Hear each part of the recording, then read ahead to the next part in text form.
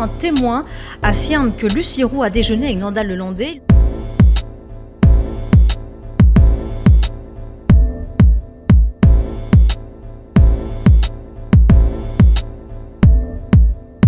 Nordal Lelandais a avoué au cours des 2 derniers mois les meurtres de la petite Maëlys et du caporal Arthur Noyer. On reparle aujourd'hui de lui parce qu'il pourrait être impliqué dans une 3e affaire, celle de la disparition de Lucie Roux, une femme âgée de 43 ans qui n'a plus donné signe de vie depuis le 16 septembre 2012.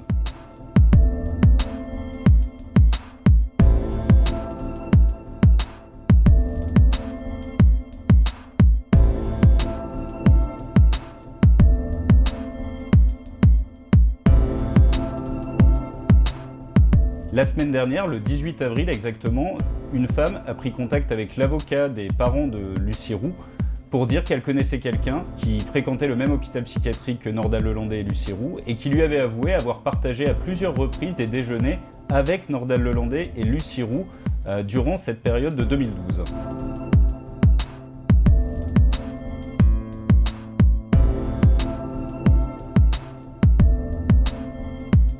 Un jour, elle a refusé de leur dire où elle se rendait. Elle est partie avec un petit sac à dos, sans son téléphone portable ni sa carte bancaire, et elle n'a depuis plus donné signe de vie.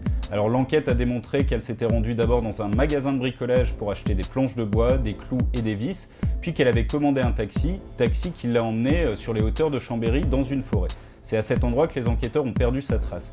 Ce qui est intéressant, et comme le fait remarquer Bernard Valézy, qui est le président de l'association Assistance Recherche Personnes Disparues, c'est que Nordal Lelandais était quelqu'un qui aimait fréquenter les forêts, les bois, et qui aimait même construire des cabanes, ce qui est assez troublant dans ce dossier.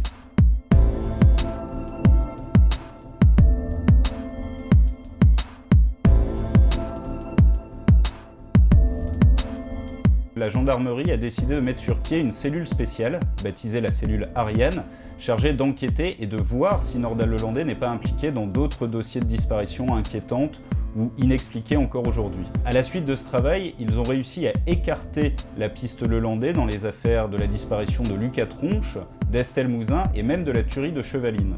Mais aujourd'hui, les gendarmes enquêtent toujours sur une vingtaine de dossiers, des dossiers de disparition inquiétantes, inexpliquées, ou même de morts qui ont été considérées à l'époque comme accidentelles, mais qui ne le sont peut-être pas finalement.